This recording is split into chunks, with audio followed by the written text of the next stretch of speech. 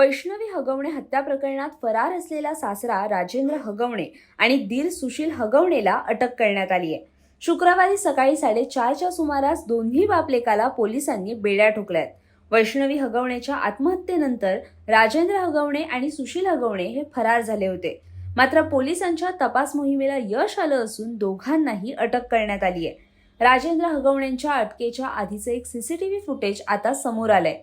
या सीसीटीव्ही फुटेजमध्ये हगवणे बापलेक मटणावर ताव मारत असल्याचं पाहायला मिळतंय। फरार असताना 17 मे रोजी या आरोपींनी तळेगाव येथील एका हॉटेलमध्ये जेवण केले। तळेगाव दाभाडे येथील तांबडा पांढरा रस्सा हॉटेलमध्ये ते मटणावर ताव मारत असल्याचं सीसीटीव्ही मधून समोर आलंय। एकीकडे वैष्णवीच्या मृत्यूवर संपूर्ण महाराष्ट्र हळहळत होता, तर दुसरीकडे कपटी सासरा मटणावर ताव मारत होता। यातूनच हगवणे कुटुंबियांची असंवेदनशीलता समोर आली। आज या सगळ्या प्रकारातील वैष्णवीच्या मृत्यूला कारणीभूत असणारे हगवणे कुटुंबीय राजेंद्र हगवणे जे आहेत त्यांना आणि त्यांच्या मुलाला अटक झाली। खरं तर तुम्ही अनेक दिवसांपासून मागणी करत होता अटक व्हावी, आता अटक झाली। काय शिक्षा व्हावी आणि या सगळ्या प्रकारात पोलिसांनी विलंब केला असं वाटतं?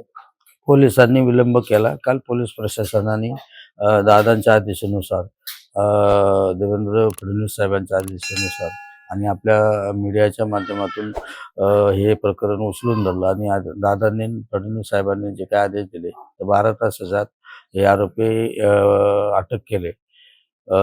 तर त्यांना अटक केल्यानंतर त्यांना मागच्या वेळेस VIP ट्रीटमेंट दिली तशी याही लोकांना VIP ट्रीटमेंट मिळू नये अशी एक माझी पहिली विनंती आहे। आणि यांना कठोरात कठोर शिक्षा होऊन यांना मोका कायद्याअंतर्गत मोका लावूनच त्यांना शिक्षा द्यावी।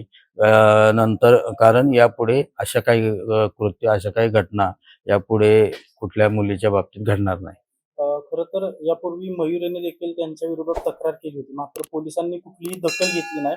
आता देखील विलंबाने कारवाई केली। तुम्ही म्हणताय की मोका अंतर्गत कारवाई करण्यात यावी, असं तुम्ही कोणाला निवेदन मुख्यमंत्र्यांना किंवा उपमुख्यमंत्र्यांना किंवा कुठल्या नेत्यांना यासाठी भेटणार आहात का किंवा कोणाशी बोलणं झालंय?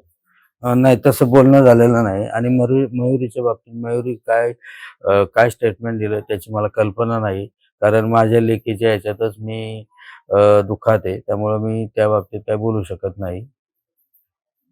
नेमकी तुमची मागणी काय आहे? खटला फास्ट ट्रॅक कोर्टात चालवावा किंवा विशेष सरकारी वकील म्हणून कोणाची नियुक्ती करावी, अशी काय मागणी आहे तुमची? नाही, हे प्रकरण फास्ट ट्रॅक कोर्टातच चालवावं असं माझं म्हणणंच आहे आणि लवकरात लवकर माझ्या मुलीला न्याय मिळावा एवढी माझी विनंती आहे। तुम्हाला याबाबत काय वाटतं हे आम्हाला कमेंट करून नक्की कळवा आणि अशाच बातम्यांच्या अपडेटसाठी आणि नवनवीन माहितीपूर्ण व्हिडिओजसाठी माय महानगर लाईव्ह चॅनेलला नक्की सबस्क्राईब करा।